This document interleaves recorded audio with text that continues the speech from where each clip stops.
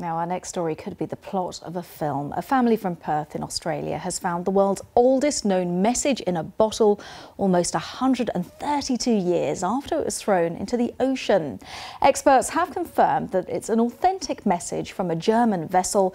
It was thrown overboard as part of an experiment into ocean currents and shipping routes. Well, I'm pleased to say that we can cross over to Perth to speak with Kym Illman, whose wife actually, Tonya, found this bottle. Tell us what happened. Yeah, a few of us went up to Wedge Island, which is 2 hours north of Perth. It's a very raw area, some shacks up there, but lots of sand dunes. And we went four-wheel driving in two different cars. We were with some friends and my son and his girlfriend. And Tonya and her friend decided they'd get out and walk.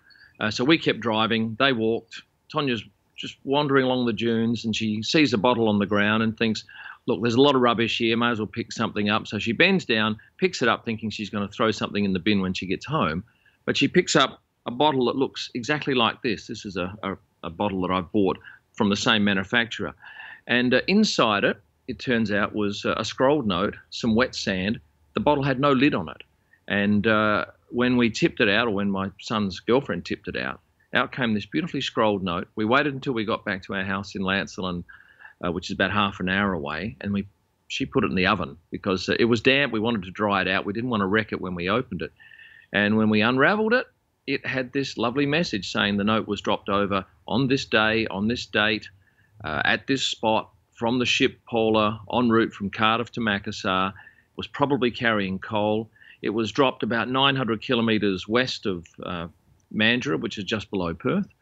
And we think it's probably spent about a year in the ocean, ended up on the beach at Wedge Island, and has been covered by sand, and for almost all of that time has probably laid underground, unharmed, with the note in great condition. It's an incredible find. Just going back to the fact that you didn't want to damage the note, but you put it into the oven. You're a brave, brave man there, Kym. How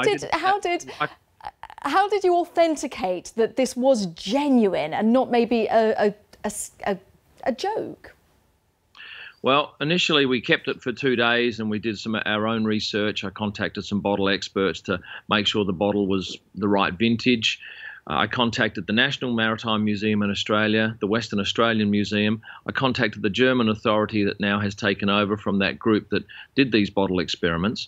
And over the period of probably 3 weeks, I would get various bits of information. I had the WA Museum came back and said, our guys in Netherlands have confirmed the bottle's of the right age. Then I had the National Maritime Museum saying we found a registration for the boat in a journal, which very clearly says its home port is Elsfleth, because that was one of the fields we couldn't read. Then we had the primo piece of evidence was the German Weather Service actually went to their library, and out of 39,000 different journals, they pulled out the one for the boat, the Paula, and on the 12th of June there's an entry in that page, in that journal, where the captain, O. Diekman, writes, bottle thrown overboard. So that was the very last piece that we needed and the museum needed to confirm that indeed it was a real, genuine find. What an extraordinary story. Well, enjoy the replica that you've had to purchase yourself.